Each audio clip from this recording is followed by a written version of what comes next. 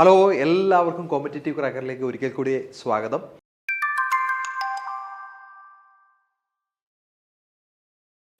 നമ്മൾ KS എക്സാമിന് വേണ്ടി വളരെ നല്ല രീതിയിൽ പ്രിപ്പയർ ചെയ്ത് മുമ്പോട്ട് പോയിക്കൊണ്ടിരിക്കുകയാണ് അല്ലേ. ഓക്കെ, അപ്പം KS എക്സാമുമായിട്ട് ബന്ധപ്പെട്ട് വളരെ പ്രധാനപ്പെട്ട ഒരു കാര്യം പറയുന്നതിന് വേണ്ടിയിട്ടാണ് ഞാൻ നിങ്ങളുടെ അടുക്കിലേക്ക് ഇന്ന് വന്നിരിക്കുന്നത്. പ്രത്യേകിച്ച് നമുക്കറിയാം, വളരെ ചുരുങ്ങിയ ഒരു സമയമാണ് ഇനിയും നമ്മുടെ മുമ്പിൽ അവശേഷിക്കുന്നത്. അപ്പോൾ ഈ സമയത്തിനുള്ളിൽ പ്രത്യേകിച്ച് നമുക്ക് ഹിസ്റ്ററി പോർഷൻ എന്നുള്ള ക്വസ്റ്റ്യൻ, ഹിസ്റ്ററി എന്ന് പറയുമ്പം ഏൻഷ്യൻ്റ് ഇന്ത്യൻ ഹിസ്റ്ററി എന്നുള്ള ക്വസ്റ്റ്യൻസ്, അത് ഉത്തരം ചെയ്യുന്നതിന് വേണ്ടിയിട്ട് നമ്മൾ ഏത് രീതിയാണ് നമ്മൾ ഫോളോ ചെയ്യേണ്ടത് എന്നുള്ളത് കൃത്യമായിട്ട് നമുക്കൊന്ന് മനസ്സിലാക്കിയിരിക്കേണ്ടതായിട്ടുണ്ട്. ഓക്കെ, അപ്പം നമ്മൾ ഈ ഭാഗം നമ്മൾ പഠിക്കുന്നത് ഏൻഷ്യൻ്റ് ഇന്ത്യൻ കൾച്ചർ എന്നാണ്. നമ്മുടെ സിലബസ് തന്നെ ഏറ്റവും ആദ്യത്തെ പോർഷനാണ് ഹിസ്റ്ററി എന്ന് പറയുന്നത്. അപ്പോൾ ഹിസ്റ്ററിയിൽ ancient and medieval Indian history എന്നാണ് പറഞ്ഞിരിക്കുന്നത്. അപ്പോൾ അതിൽ തന്നെ നമുക്ക് ഏൻഷ്യൻ്റ് ഇന്ത്യയിൽ നിന്ന് വരുന്ന ചോദ്യങ്ങൾ അത് ഏത് വിഭാഗത്തിലുള്ളതാണ് എന്നുള്ളത് കൃത്യമായിട്ട് മനസ്സിലാക്കിയിരിക്കണം. അപ്പോൾ ഇവിടെ നമുക്കറിയാം, നമ്മുടെ എക്സാം എന്ന് പറയുന്നത് KS, കേരള അഡ്മിനിസ്ട്രേറ്റീവ് സർവീസ് എന്ന് പറയുന്നത് നമ്മുടെ UPSC എക്സാമിന് തുല്യമായി അല്ലെങ്കിൽ ആ രീതിയിൽ നമ്മൾ കണ്ടു പഠിക്കേണ്ട ഒരു പ്രധാനപ്പെട്ട എക്സാമാണ് അല്ലേ. അപ്പോൾ അതുകൊണ്ട് തന്നെ നമ്മൾ പഠിക്കുന്ന കാര്യങ്ങൾക്ക് ഈ UPSC എക്സാമുമായിട്ട് വളരെയധികം സാമ്യമുണ്ട്. ഓക്കെ, അപ്പോൾ ഏൻഷ്യൻ്റ് ഇന്ത്യൻ ഹിസ്റ്ററി എന്ന് നമ്മൾ പറയുമ്പോൾ അങ്ങനെയാണ് നമ്മൾ വിളിക്കുന്നതെങ്കിൽ പോലും നമ്മൾ കൃത്യമായിട്ട് നമ്മൾ പഠിക്കുന്നത് ഏൻഷ്യൻ്റ് ഇന്ത്യൻ കൾച്ചറാണ്. ഓക്കെ, കൾച്ചർ എന്ന് പറയുമ്പോൾ അത് കൃത്യമായിട്ട് ആ വാക്കിൻ്റെ മീനിങ് നമ്മൾ മനസ്സിലാക്കി തന്നെ നമ്മൾ പഠിക്കണം. നമുക്കറിയാം, കൾച്ചർ എന്ന് പറയുന്നത് നമ്മൾ ചരിത്രത്തിൽ മാത്രമായിട്ട് ഒതുങ്ങി നിൽക്കുന്നതല്ല, അതിന് നമ്മുടെ ഇന്ത്യൻ സംസ്കാരത്തിൻ്റെ എല്ലാ വശങ്ങളും അതിനകത്തുണ്ട്. ഓക്കെ, അപ്പം ഇന്ത്യൻ സംസ്കാരത്തിൻ്റെ എല്ലാ വശങ്ങൾ എന്ന് പറയുമ്പോൾ ഒരു വശത്ത് നമുക്ക് ചരിത്രമുണ്ട്, ചരിത്രവുമായിട്ട് അനുബന്ധിച്ച് നമുക്ക് കലകളുണ്ട്, അതുപോലെ തന്നെ വാസ്തുവിദ്യയുണ്ട്, റിലീജിയനുണ്ട്, അതുപോലെ തന്നെ നമ്മുടെ സമൂഹത്തിൽ ആ കാലഘട്ടത്തിലുണ്ടായിരുന്ന സ്ത്രീകളുടെ പൊസിഷനുണ്ട്.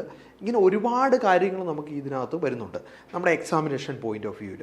ഓക്കെ, അപ്പോൾ ഈ ഭാഗത്തു നിന്ന് വരുന്ന ചോദ്യങ്ങൾക്ക് നമുക്ക് കൃത്യമായി ഏത് രീതിയിൽ നമുക്ക് ആൻസർ ചെയ്യാം എന്നതിനെപ്പറ്റി നമ്മളൊന്ന് അറിഞ്ഞിരിക്കേണ്ടതായിട്ടുണ്ട്. ഓക്കെ, ആദ്യം നമ്മൾ നോക്കാനായിട്ട് പോകുന്നത് നമ്മുടെ ഏൻഷ്യൻ്റ് ഇന്ത്യൻ ഹിസ്റ്ററിയുമായിട്ട് ബന്ധപ്പെട്ട് പഠിക്കേണ്ട പ്രധാനപ്പെട്ട ഭാഗങ്ങൾ ഒന്ന് നമ്മുടെ സിലബസിൻ്റെ അടിസ്ഥാനത്തിൽ നമ്മളൊന്ന് മനസ്സിലാക്കാനായിട്ട് പോവുക. അതിനുശേഷമാണ് എങ്ങനെയാണ് ഈ ഭാഗത്തുനിന്ന് വരുന്ന ചോദ്യങ്ങൾ നമ്മൾ ആൻസർ ചെയ്യേണ്ടതെന്ന് നമുക്ക് നോക്കാം. ഓക്കെ, അപ്പോൾ നമ്മുടെ സിലബസിൻ്റെ ആദ്യ ഭാഗത്ത് തന്നെ നമ്മളോട് പറഞ്ഞിരിക്കുന്ന ഭാഗമാണ് ancient and medieval period history എന്ന് പറയുന്നത്. ഓക്കെ, അപ്പോൾ ഞാൻ തുടക്കത്തിൽ പറഞ്ഞതുപോലെ തന്നെ ഏൻഷ്യൻ്റ് ഇന്ത്യൻ ഹിസ്റ്ററി എന്ന് പറയുമ്പം ഏൻഷ്യൻ്റ് ഇന്ത്യൻ കൾച്ചറാണ് നമ്മൾ നോക്കേണ്ടത്. ഓക്കെ, അപ്പോൾ ഇവിടെ ഞാൻ ആ സിലബസ് അതേപടി ഞാനത് കോപ്പി ചെയ്ത് നിങ്ങളുടെ അറിവിലേക്ക് കൊണ്ടുവരുന്നതിന് വേണ്ടിയിട്ടാണ് ഇങ്ങനെ ചെയ്തിരിക്കുന്നത്. അപ്പോൾ ഇവിടെ നോക്കിയോ, ഇതിനകത്ത് 3 പ്രധാനപ്പെട്ട ഭാഗങ്ങളാണ് നമുക്ക് ഏൻഷ്യൻ്റ് ആൻഡ് മിഡീവൽ പീരീഡുമായിട്ട് ബന്ധപ്പെട്ട് തന്നിരിക്കുന്നത്. ഓക്കെ, ഇത് മിക്സായിട്ടാണ് ഈ സിലബസിൽ ഈ 2 ഭാഗം കൊടുത്തിരിക്കുന്നത്. നോക്കിയാൽ ഒന്നാമത്തെ ഭാഗത്ത് salient features and major land marks of ancient and medieval India. Okay, അപ്പോൾ പ്രധാനപ്പെട്ട സംഭവങ്ങൾ, അതായത് ഏൻഷ്യൻ്റ് ഇന്ത്യയുമായിട്ട് ബന്ധപ്പെട്ട് നമുക്ക് ഈ കാലഘട്ടത്തിലുണ്ടായ പ്രധാനപ്പെട്ട കാര്യങ്ങൾ. ഏൻഷ്യൻ്റ് ഇന്ത്യ എന്ന് പറയുന്ന കാലഘട്ടം നമുക്ക് എവിടെയാണ് തുടങ്ങുന്നത്? നമുക്ക് പ്രാചീന ശിലായുഗ കാലഘട്ടം മുതൽ നമുക്ക് ഏൻഷ്യൻ്റ് ഇന്ത്യയുടെ അവസാനം, അതായത് ഹർഷവർദ്ധനൻ്റെ കാലഘട്ടം വരെയുള്ള കാലമാണ് നമുക്ക് ഈ ഒരു കാലഘട്ടത്തിനകത്ത് കൃത്യമായിട്ട് മനസ്സിലാക്കേണ്ടത്. ഓക്കെ, ഈ ഭാഗങ്ങളെല്ലാം നമുക്ക് കാണാതെ കാടടച്ച് പഠിക്കുക എന്നുള്ളതല്ല, അതിനകത്തെ കൾച്ചറൽ എലമെൻറ്റ്സ് നമുക്ക് മനസ്സിലാക്കുക എന്നുള്ളതാണ് പ്രധാനപ്പെട്ട കാര്യം. അപ്പോൾ ഇവിടെ നമുക്ക് പ്രധാനപ്പെട്ട മേജർ ലാൻഡ് മാർക്സ് എന്ന് പറയുമ്പോൾ നമുക്ക് മനുഷ്യൻ്റെ ആദ്യകാല ജീവിതത്തിൻ്റെ സവിശേഷതകൾ എന്തൊക്കെ, അപ്പോൾ മനുഷ്യൻ്റെ കലാപരമായിട്ടുള്ള കഴിവുകൾ തുടക്കം കുറിച്ചൊരു കാലഘട്ടമാണ് അല്ലേ. അപ്പോൾ അതിനുശേഷം നമുക്ക് മുമ്പോട്ട് വരുവാണെങ്കിൽ നമുക്ക് ഇൻഡസ് വാലി സിവിലൈസേഷനുണ്ട്, സിന്ധു നദീതട സംസ്കാരം. ആ സംസ്കാരത്തിൻ്റെ യുണീക്കായിട്ടുള്ള ഫീച്ചേഴ്സ് എന്തൊക്കെയാണ് അല്ലേ. ഈ സംസ്കാര കാലഘട്ടത്തിൽ മറ്റ് സംസ്കാരങ്ങളിൽ നിന്ന് ഇതിനെ വ്യത്യസ്തമാക്കുന്നത് എന്താണ്, അത് നമുക്കവിടെ പഠിക്കാനായിട്ടുണ്ട്. അതിനുശേഷം നമ്മൾ മുമ്പോട്ട് വരുവാണെങ്കിൽ നമുക്ക് വേദകാലഘട്ടമുണ്ട്. വേദകാലഘട്ടത്തിൽ നമ്മളെ വേദങ്ങളുടെ സവിശേഷതകൾ അല്ലേ, അതിനകത്ത് പറയുന്ന ജോഗ്രഫി, അതിനകത്ത് പറയുന്ന സംഭവങ്ങൾ അല്ലേ, ആ കാലഘട്ടത്തിൽ സ്ത്രീകളുടെ പൊസിഷൻ എങ്ങനെ, അങ്ങനെയുള്ള കാര്യങ്ങൾ അവിടെ നോക്കാണ്. പിന്നെ നമ്മൾ വരുമ്പോൾ മഹാജനപദങ്ങളുടെ കാലഘട്ടത്തിൽ അല്ലെ, ഇന്ത്യ ഒരു സ്റ്റേറ്റ് ഫോർമേഷനിലേക്ക് വരുന്ന സമയം, ആ 16 മഹാജനപദങ്ങളുടെ പ്രത്യേകതകൾ അല്ലെ, ആ കാലഘട്ടത്തിലെ രാജാക്കന്മാർ, അവരുടെ കാലഘട്ടത്തിലെ വ്യവസായം, ഇങ്ങനെയുള്ള കാര്യങ്ങളൊക്കെ നമ്മൾ അവിടെ നോക്കണം. പിന്നീടാണ് നമ്മൾ വളരെ പ്രധാനപ്പെട്ട മറ്റൊരു ഭാഗത്തേക്ക് വരുന്നത്, അതായത് അശോകൻ്റെ കാലഘട്ടം. ചോദ്യങ്ങൾ വരുന്നൊരു പ്രധാനപ്പെട്ട മേഖലയാണ് അല്ലേ. അശോകൻ ബുദ്ധമതം സ്വീകരിച്ചതിന് ശേഷമുള്ള അദ്ദേഹത്തിൻ്റെ നയങ്ങൾ അല്ലേ, അശോകൻ്റെ കാലഘട്ടത്തെ അദ്ദേഹത്തിൻ്റെ റോക്ക് ഈഡിക്ട്സ്, അതിൽ പറഞ്ഞിരിക്കുന്ന പ്രധാനപ്പെട്ട കാര്യങ്ങൾ എന്തൊക്കെയാണ് അല്ലേ, അത് ഇന്ത്യൻ സംസ്കാരത്തിൻ്റെ വലിയൊരു ഭാഗം അതിനകത്ത് തന്നെ ഉൾപ്പെട്ടിട്ടുണ്ട്. അതുകൊണ്ട് തന്നെ അത് ചോദ്യം വരാൻ പ്രധാനപ്പെട്ടൊരു ഭാഗമാണ്. പിന്നീട് നമുക്ക് അതിനുശേഷം വരുന്ന ശതവാഹനന്മാരുടെ കാലഘട്ടം, സൗത്ത് ഇന്ത്യയുമായിട്ട് ബന്ധപ്പെട്ട് അല്ലേ. അതുപോലെ തന്നെ നമുക്ക് രാഷ്ട്രകൂടാസിൻ്റെ കാലഘട്ടം, അതിനെ തുടർന്ന് പിന്നീട് വീണ്ടും വരുന്നുണ്ട്. ഓക്കെ, പിന്നീട് ഗുപ്ത കാലഘട്ടം വരുന്നുണ്ട് അല്ലേ. ഗുപ്തൻ കാലഘട്ടത്തിൽ ഉണ്ടായ മാറ്റം, പ്രത്യേകിച്ച് മതപരമായ മേഖലയിലുണ്ടായ മാറ്റം, ജൈനിസവും ബുദ്ധിസവും ഈ കാലഘട്ടത്തിൽ അതിനുണ്ടായിട്ടുള്ള മാറ്റങ്ങൾ എന്തൊക്കെ, ഏതൊക്കെ വിഭാഗങ്ങളാണ് ജൈനിസത്തിലും ബുദ്ധിസത്തിലും ഉണ്ടായത്, ഈ കാലഘട്ടത്തിലെ ഇന്ത്യൻ സമൂഹത്തിൻ്റെ പ്രത്യേകത എന്ത്, ജാതി വ്യവസ്ഥ, അതുപോലെ തന്നെ നമ്മുടെ ഫ്യൂഡൽ കാലഘട്ടമൊക്കെ വരുന്നൊരു കാലഘട്ടമാണ് ഈ ഒരു കാലഘട്ടം എന്ന് പറയുമ്പോൾ. അപ്പോൾ ഇങ്ങനെ അതിനുശേഷം നമ്മൾ ഹർഷവർദ്ധനൻ്റെ കാലഘട്ടത്തിലേക്ക് വരികയാണ്.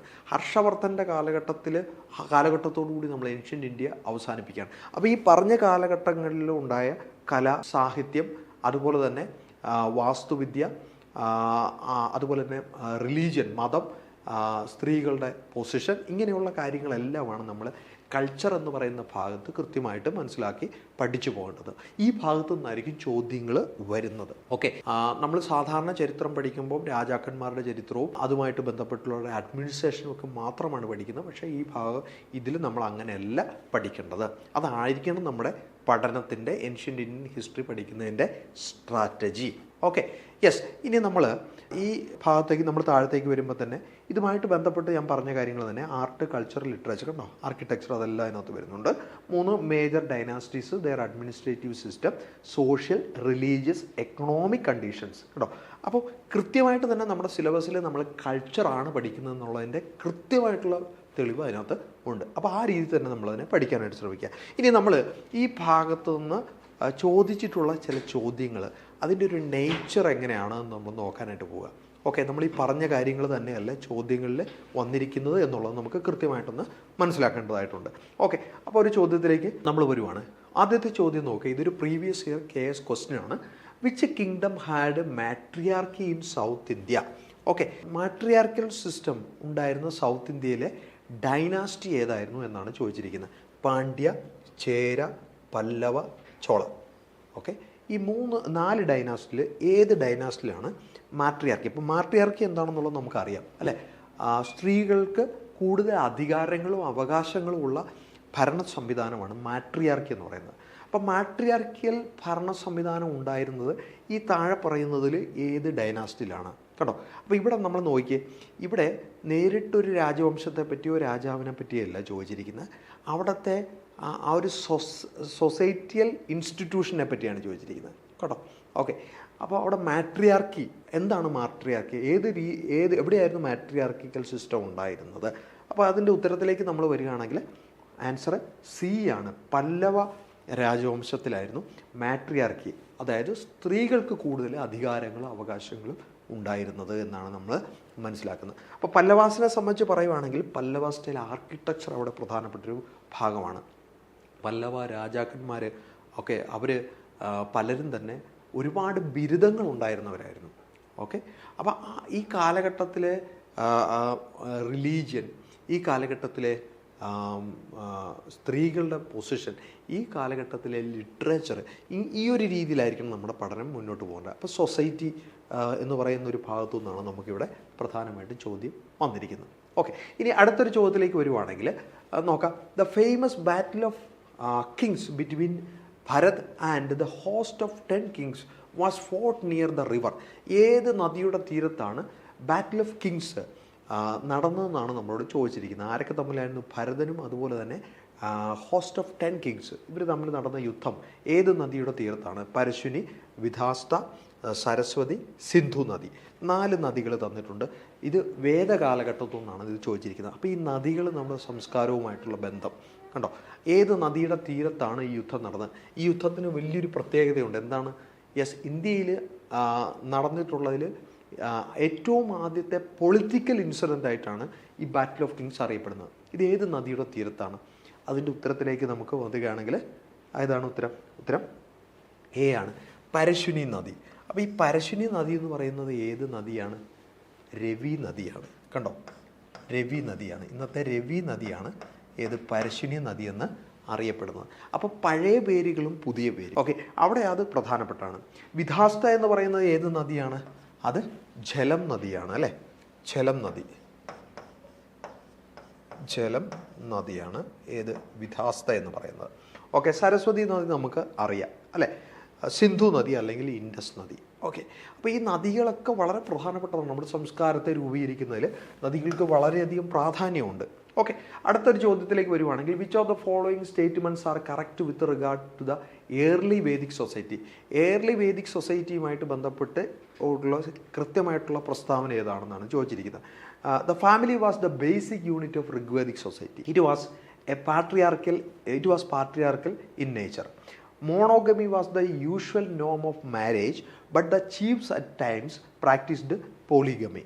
Last, the Rigvedic society was simple and largely egalitarian society. അപ്പം നമ്മളോട് ഏർലി വേദിക് സൊസൈറ്റി അല്ലെങ്കിൽ ഋഗ്വേദ കാലഘട്ടത്തിലെ സമൂഹത്തെ പറ്റിയാണ് ചോദിച്ചിരിക്കുന്നത്. അവിടെ ഈ ചോദ്യങ്ങളുടെയൊക്കെ ഒരു നേച്ചർ നോക്കിയേ, എല്ലാം കൾച്ചർ റിലേറ്റഡ് ആയിട്ടാണ്, പ്യുവർ ഹിസ്റ്ററി അല്ല. ഓക്കെ, അപ്പോൾ ഇതിൻ്റെ ആൻസറിലേക്ക് നമുക്ക് വരുമ്പോൾ ഇവിടെ 4 ഓപ്ഷൻസാണ് നമുക്ക് തന്നിരിക്കുന്നത്. ഇതിൽ കറക്റ്റായിട്ടുള്ള സ്റ്റേറ്റ്മെൻറ്റ് ഏതാണ് എന്നാണ് നമ്മളോട് ചോദിച്ചിരിക്കുന്നത്. ഓക്കെ, ഏതായിരിക്കാം അതിൻ്റെ ഉത്തരം? ഓപ്ഷൻ സി ആണ് അല്ലേ? 1, 2, 3, 4 4ഉം കൃത്യമായിട്ടുള്ള ഉത്തരങ്ങളാണ്. അപ്പം അതിൻ്റെ ഉത്തരങ്ങളിലേക്ക് വരികയാണെങ്കിൽ ഫാമിലിയാണ് ഋഗ്വേദ കാലഘട്ടത്തിൽ ബേസിക് യൂണിറ്റ് അല്ലേ?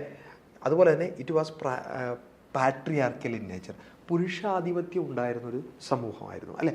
മോണോഗമി ആയിരുന്നു സാധാരണയായിട്ട് പ്രാക്ടീസ് ചെയ്തിരുന്നതെങ്കിലും ഇവിടെ എന്തുണ്ടായിരുന്നു? പോളിഗമി ഉയർന്ന വിഭാഗക്കാരുടെ ഇടയിൽ ഉണ്ടായിരുന്നു അല്ലേ? Rigvedic society was simple and largely egalitarian. എല്ലാവർക്കും ഒരു ഏകദേശം ഒരു സമത്വ ഭാവനയൊക്കെ ഉണ്ടായിരുന്ന വളരെ സിമ്പിളായിട്ടുണ്ടായിരുന്ന ഒരു സൊസൈറ്റി ആയിരുന്നു ഋഗ്വേദ കാലഘട്ടത്തിലെ സമൂഹം എന്നാണ് പറയുന്നത് അല്ലേ? അപ്പോൾ അടുത്തൊരു ചോദ്യത്തിലേക്ക് നമ്മൾ വീണ്ടും വരികയാണ്. നോക്കിയേ, which of the following Vedic literature contains the samskaras right from inception to cremation? Okay, അപ്പോൾ നമ്മൾ സംസ്കാരങ്ങളുണ്ട്. നമ്മൾ ഇന്ത്യൻ സംസ്കാരം എന്ന് പറയുന്ന പോലെ തന്നെ നമ്മുടെ ജീവിതത്തിൽ നമുക്ക് എല്ലാവർക്കും ജനനം മുതൽ നമ്മൾ മരിച്ചടക്കുന്നവരെയുള്ള സംസ്കാരങ്ങളുണ്ട് അല്ലേ? ഏകദേശം ഒരു വ്യക്തി ജനിക്കുന്ന മുതൽ അദ്ദേഹത്തെ ചിതയിലേക്ക് എടുത്തു വെക്കുന്നവരെ 40ഓളം വ്യത്യസ്ത സംസ്കാരങ്ങളിലൂടെയാണ് അയാൾ കടന്നു പോകുന്നതെന്നാണ് പറയുന്നത്. ഈ സംസ്കാരങ്ങളെ പറ്റി പറയുന്നത് ഏതിലാണ്? ഉപനിഷത്തുകളിലാണോ, ഗൃഹ്യസൂത്രയിലാണോ, ശ്രൗതസൂത്രയിലാണോ, അതോ ധർമ്മസൂത്രയിലാണോ? എവിടെയാണ് എന്നാണ് ചോദിച്ചിരിക്കുന്നത്. ഇതിൻ്റെ ഡീറ്റെയിൽഡ് ആയിട്ടുള്ള കാര്യങ്ങൾ നമ്മൾ ക്ലാസ്സിൽ ഡിസ്കസ് ചെയ്തിട്ടുണ്ട്. ഓക്കെ, അപ്പോൾ എവിടെയാണ് ഇതിനെപ്പറ്റി സംസ്കാരങ്ങളെപ്പറ്റി പറഞ്ഞിരിക്കുന്നത്? ഉത്തരം ഓപ്ഷൻ യെസ്, ഗൃഹ്യസൂത്രം. അതായത് നമ്മുടെ ഡൊമസ്റ്റിക് ആയിട്ടുള്ള ഒരു വീടും ആ വീട്ടിൽ ഉള്ളവരുടെ കാര്യങ്ങളെപ്പറ്റി പറയുന്ന ഭാഗമാണ് എവിടെ? ഗൃഹ്യസൂത്രയിലുള്ളത്. അപ്പോൾ ഗൃഹ്യസൂത്രയിൽ ഒരു കുട്ടി ജനിച്ചു കഴിഞ്ഞാൽ ആ കുട്ടിക്ക് ആദ്യം സംസ്കാരത്തിൻ്റെ ഭാഗമായിട്ട് ചെയ്യേണ്ട കാര്യങ്ങൾ മുതൽ അയാൾ മരിക്കുമ്പോൾ ചിതയിലേക്ക് എടുത്തു വച്ചതിന് ശേഷം വരെയുള്ള കാര്യങ്ങളെപ്പറ്റി പറയുന്നത് എവിടെയാണ്? ഗൃഹ്യസൂത്രത്തിലാണ്. ഓക്കെ, അതാണ് അതിൻ്റെ കൃത്യമായിട്ടുള്ള ആൻസർ. ഓക്കെ, ഇനി അടുത്തത് മാച്ച് ചെയ്യാനായിട്ടുള്ളൊരു ചോദ്യമാണ്. നോക്കിയേ, ഇവിടെ ഇന്ത്യൻ ഫിലോസഫിയുമായിട്ട് ബന്ധപ്പെട്ടുള്ളൊരു ചോദ്യമാണ്. ഇന്ത്യൻ ഫിലോസഫി, അതിൻ്റെ ഉപജ്ഞാതാക്കൾ ആരാണ് എന്നാണ് ചോദിച്ചിരിക്കുന്നത്.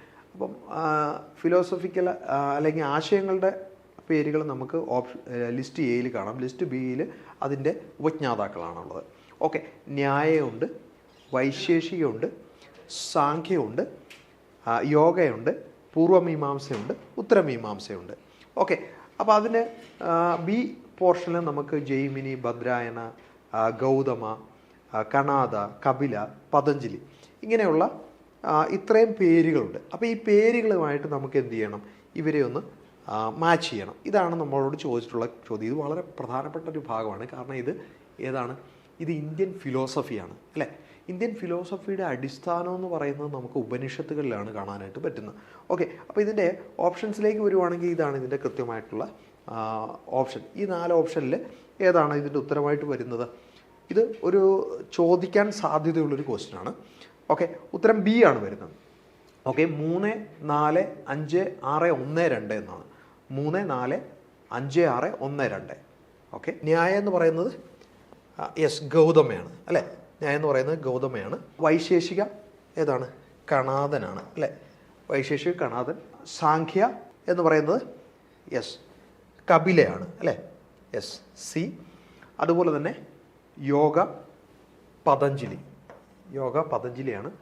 പൂർവമീമാംസ ജൈമിനി. അതുപോലെ തന്നെ ഉത്തരമീമാംസ ഭദ്രായന. ഇങ്ങനെയാണ് ഇതിൻ്റെ കൃത്യമായിട്ടുള്ള മാച്ചിങ് വരുന്നത്. വളരെ പ്രധാനപ്പെട്ട ഒരു ഭാഗമാണ് ഇന്ത്യൻ കൾച്ചറിലെ ഏറ്റവും പ്രധാനപ്പെട്ട ഒരു ഭാഗമാണ് ഇന്ത്യൻ ഫിലോസഫി എന്ന് പറയുന്നത്. ഓക്കെ, അപ്പോൾ അത് കൃത്യമായിട്ട് തന്നെ നിങ്ങൾ മനസ്സിലാക്കിയിരിക്കാനായിട്ട് ശ്രമിക്കുക. ഓക്കെ, അടുത്തൊരു ചോദ്യത്തിലേക്ക് നമുക്ക് വരാം. അതിനു മുമ്പ് വളരെ പ്രധാനപ്പെട്ട ഒരു കാര്യം നിങ്ങളുമായിട്ട് ഒന്ന് ഷെയർ ചെയ്യാനായിട്ടുണ്ട്.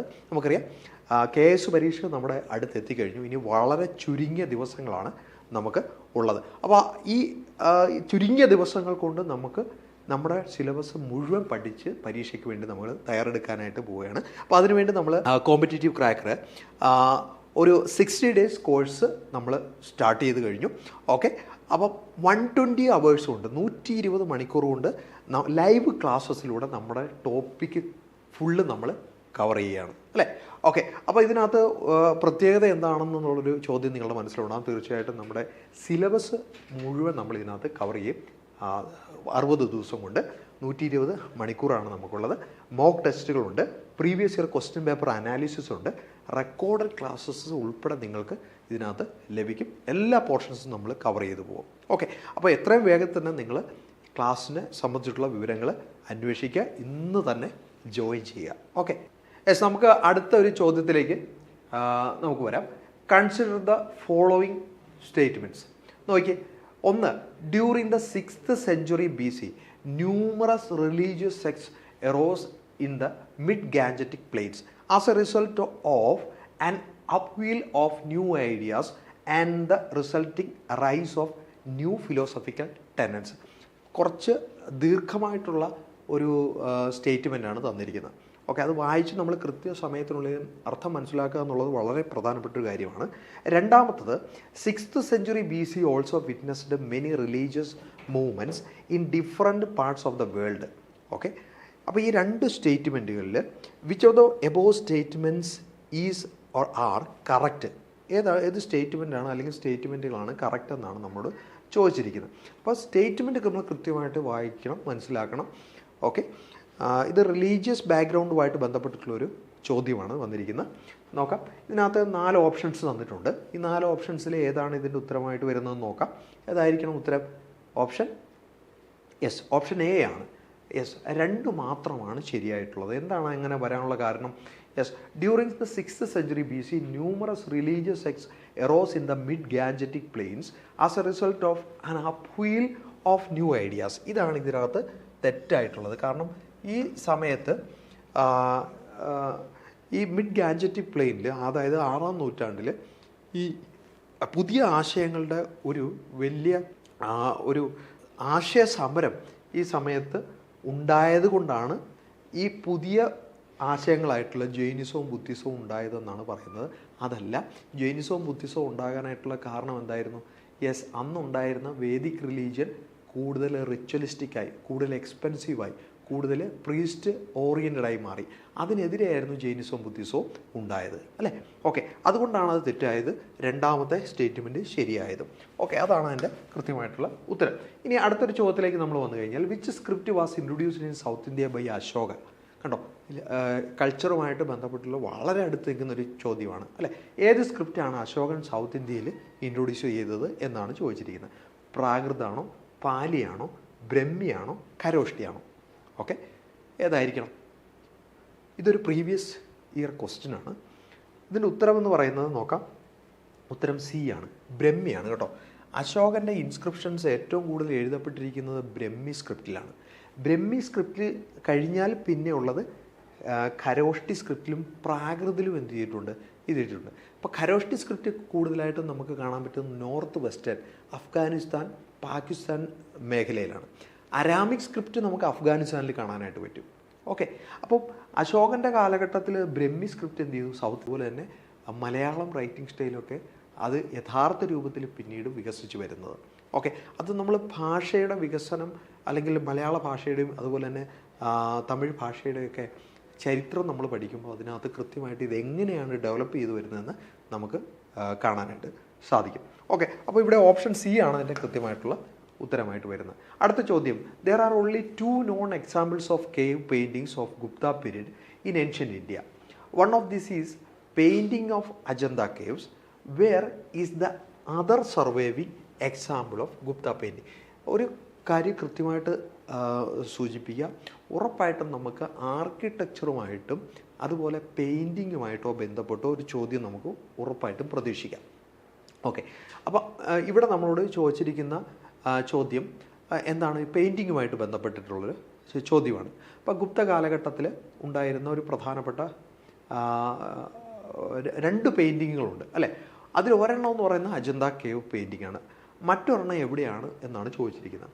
അതിൻ്റെ ഓപ്ഷൻസ് ആയിട്ട് തന്നിരിക്കുന്നത് Ellora caves, Bagh caves, Nasik caves, Lomas Rishi cave. എവിടെയാണ് ഇതിൻ്റെ ഉത്തരമായിട്ട് വരുന്നത്? യെസ്, ഉത്തരം ഓപ്ഷൻ ബി ആണ് കേട്ടോ, ഭാഗ് കേവ്സിലാണ് ഈ കാലഘട്ടത്തിലെ മറ്റൊരു പ്രധാനപ്പെട്ട പെയിൻറ്റിങ് വരുന്നത്. ശരിക്കും ഈ അജന്ത കേവ്സിലെ പെയിൻറ്റിങ് ഈ കാലഘട്ടത്തിൽ ഗുപ്ത കാലഘട്ടത്തിൽ നല്ല രീതിയിൽ മുമ്പോട്ട് പോയി. പക്ഷേ ഒരു പൊളിറ്റിക്കൽ അൺട്രസ്റ്റ് ഈ കാലഘട്ടത്തിൽ ഉണ്ടായി. ഈ പൊളിറ്റിക്കൽ അൺട്രസ്റ്റ് ഉണ്ടായതിനെ തുടർന്നാണ് ഈ അജന്തയിൽ ഉണ്ടായിരുന്ന പെയിൻറ്റേഴ്സ് എല്ലാം എങ്ങോട്ടേക്ക് പോയി, ഭാഗിലേക്ക് പോയി, സെൻട്രൽ ഇന്ത്യയിലേക്ക് പോയി. അവിടെയായിരുന്നു ഇവർ ഇതിനെ തുടർന്നുള്ള പെയിൻറ്റിങ് അവർ കംപ്ലീറ്റ് ചെയ്യുന്നത്. അതാണ് അതിൻ്റെ പ്രത്യേകതയായിട്ട് നമ്മൾ മനസ്സിലാക്കിയിരിക്കേണ്ടത്. ഓക്കെ, അടുത്ത 1-2 ക്വസ്റ്റ്യൻസോടെ വളരെ വേഗത്തിൽ നമുക്ക് നോക്കാം. Which of the following statement about the social structure of Sangam age is not correct? Option A, Sangam literature mentions 3 varnas, namely Brahmins, Kshatriya, Vaishya. Option B, there were 4 castes, namely Tudiyan, Panan, Parayan and Kadamban. Option C, people were organized in professional social groups living apart from one another. Option D, the differences in the status and economic conditions was well accepted and rarely challenged by the people. Okay. സംഘകാലഘട്ടവുമായിട്ട് ബന്ധപ്പെട്ടുള്ള society ആണ് നമ്മളോട് ചോദ്യമായിട്ട് വന്നിരിക്കുന്നത്. Okay, സംഘകാലഘട്ടത്തിൽ നിന്ന് ചോദ്യം ഉണ്ടാകും കേട്ടോ. Okay, അതിനുള്ള സാധ്യത വളരെ കൂടുതലാണ്. ഒന്നിലേക്ക് കേരള ചരിത്രവുമായിട്ട് ബന്ധപ്പെട്ടും അല്ലെങ്കിൽ ഏൻഷ്യൻ്റ് ഇന്ത്യൻ ഹിസ്റ്ററിയുമായിട്ട് ബന്ധപ്പെട്ടും ചോദ്യം വരാം. ഓക്കെ, ഇവിടെ ഇതിൻ്റെ ഉത്തരം ഓപ്ഷൻ എ ആണ്. സംഘ ലിറ്ററേച്ചർ മെൻഷൻ 3 varnas, ബ്രാഹ്മിൺ, ക്ഷത്രിയ, വൈശ്യാസ്. അല്ലെ, ഇങ്ങനെയൊരു ഡിവിഷൻ ഈ കാലഘട്ടത്തിൽ എവിടെ ഇല്ല. യെസ്, ബ്രാഹ്മിൺസും ക്ഷത്രിയാസും നമുക്ക് സൗത്ത് ഇന്ത്യൻ കോണ്ടക്സ്റ്റിൽ സംഘകാലഘട്ടത്തിൽ ഇല്ല. പിന്നീടാണ് എന്ത് ചെയ്യുന്നത്, ഇവർ സൗത്ത് ഇന്ത്യയിലേക്ക് വരുന്നത്.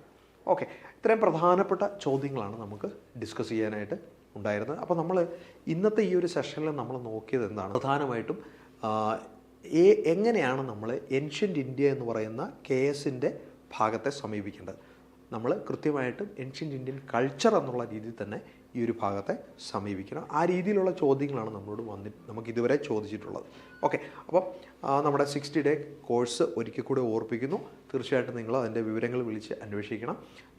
അതുപോലെ തന്നെ എത്രയും വേഗത്തിൽ ജോയിൻ ചെയ്യുക, എത്രയും നന്നായിട്ട് നമുക്ക് പഠിക്കാം. ഓക്കെ, അപ്പോൾ ഇതുപോലെയുള്ള പ്രയോജനപ്പെടുന്ന വീഡിയോയുമായിട്ട് ഞാൻ വീണ്ടും വരും. ഓക്കെ, അതിന് മുമ്പ് ഒരു കാര്യം കൂടി ഓർപ്പിച്ചോട്ടെ, നിങ്ങൾ ആദ്യമായിട്ടാണ് നമ്മുടെ ചാനൽ കാണുന്നതെങ്കിൽ തീർച്ചയായിട്ടും ചാനൽ സബ്സ്ക്രൈബ് ചെയ്യുക. അതുപോലെ തന്നെ വീഡിയോ ഉപയോഗപ്പെടുന്നുണ്ടെങ്കിൽ തീർച്ചയായിട്ടും നിങ്ങളുടെ സുഹൃത്തുക്കൾക്ക് ഷെയർ ചെയ്ത് കൊടുക്കുക. Okay, thank you.